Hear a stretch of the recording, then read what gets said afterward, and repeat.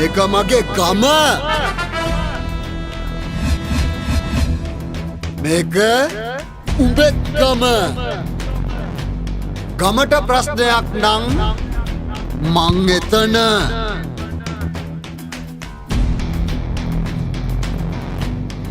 මට ප්‍රශ්නයක් නම්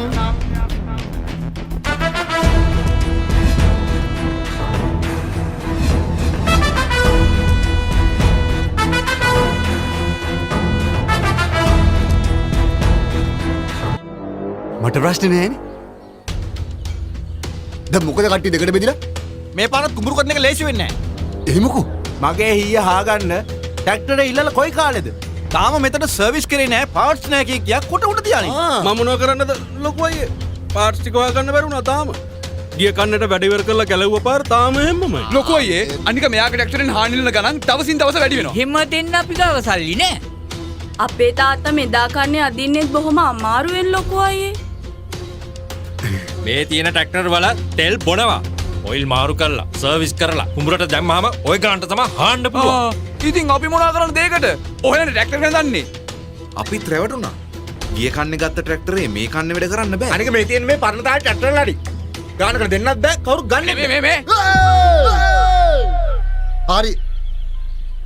මම මේ ප්‍රශ්නේ විසඳන්න.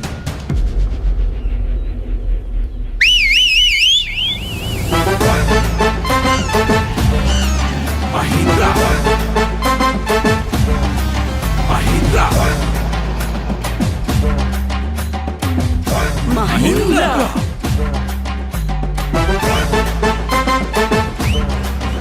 දැන් ඉතින් බය වෙන්න දෙයක් නෑ. අවුරුදු 4ක් වග කියන ලංකාව පුරා ජෙනුවින් පාර්ට්ස් ඕන තරම් තියෙන නම්බර් 1 සර්විස් එකක් දෙන්න. ලංකාවේ එකම ට්‍රැක්ටරේ සුපිරියටම තෙල් වැඩ. ආයේ විකුණද්දිත් හොඳ ගානකට දෙන්න පුළුවන්. ගත්ත දවසේ ඉඳන් අවුරුද්දක් යනකම් නඩත්තුවට 7-5ක්වත් යන්න. පොඩි ගානක් මුලින් දීලා බය නැතුව අත ගහන්න පුළුවන්. ඩිමෝගේ නම්බර් 1 මහින්ද්‍රා ට්‍රැක්ටරේ එක දැන් මහින්ද්‍රා ගමනේ වෙලා තියෙන්නේ. ආයෙත් ගමේ නෙවෙයි. රටේම ට්‍රැක්ටර් ප්‍රශ්න ඉවරයි. මුළු රටේම ගොවිබිම්වල ට්‍රැක්ටර් ප්‍රශ්න විසඳන ගොඩමඩ දෙකම බලපුළුවන්කාරයාගේ සශ්‍රීකත්වේ ආගමනය මේ මහින්ද්‍රා ගමනයයි.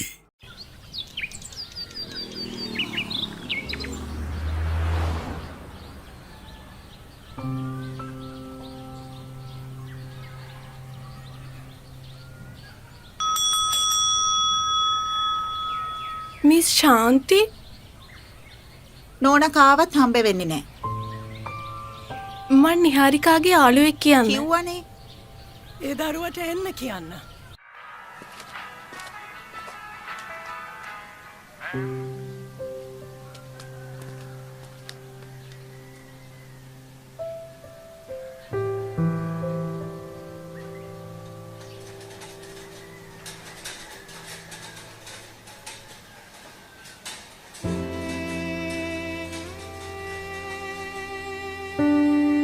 මං දැනන් හිටියේ නැහැ.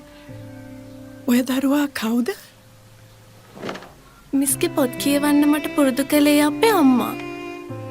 නිහාරිකාගේ වගේ මටත් හිටියේ අම්මා විතරයි. මේ පොත අපේ ජීවිත වෙනස් කළා. අම්මත් නැති වුණාට පස්සේ මේකේ දෙවෙනි කොටස එනකන් මං අවුරුදු ගාණක් බලන් හිටියා. අසනීපෙද්දිත් භාගයක් ලියලා. ඒ පොත එනකන් මම වගේ තව 10 ගාණක් බලාගෙන ඇති.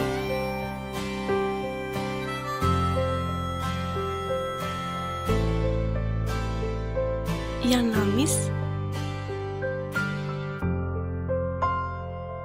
කතාව හිතේ තියෙනවා. ලියන්න අත කීකරු නෑ. පොතක් ලියන්න හිතක් තිබ්බම ඇති.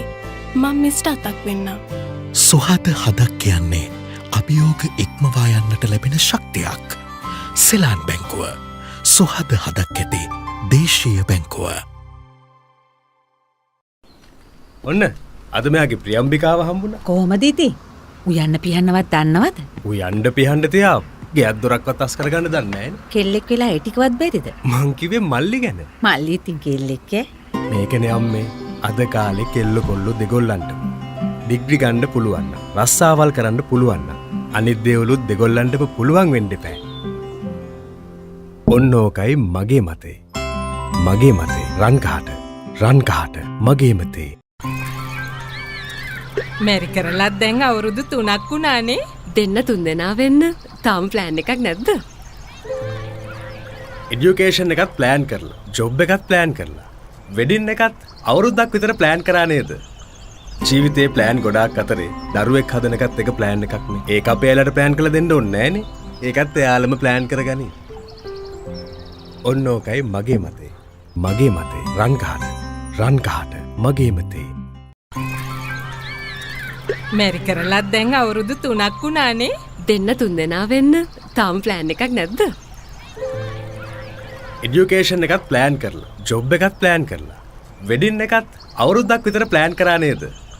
ජීවිතේ ප්ලෑන් ගොඩාක් අතරේ දරුවෙක් හදන එකත් එක ප්ලෑන් එකක් නේ. ඒක අපේ ඇලට ප්ලෑන් කරලා දෙන්න ඕනේ නෑනේ. ඒකත් එයාලම ප්ලෑන් කරගනි. ඔන්න ඕකයි මගේ මතේ. රන්කහට මගේ මතේ.